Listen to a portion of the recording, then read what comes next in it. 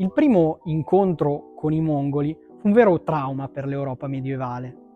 Quando nel 1236, per la prima volta, le orde mongole si affacciarono sul Volga, l'Occidente cristiano era del tutto impreparato a quello che sarebbe successo. In pochi anni, le truppe mongole, sotto il comando di Batu, nipote di Gengis Khan, annientarono completamente le forze dei potentati russi e distrussero gli eserciti ungheresi e polacchi. Lo strano modo di combattere dei cavalieri mongoli e l'inusitata violenza e brutalità della campagna gettarono una luce demoniaca intorno agli invasori. Quando ormai erano giunti a minacciare Vienna e a saccheggiare la Dalmazia, i mongoli all'improvviso, come erano giunti, se ne andarono.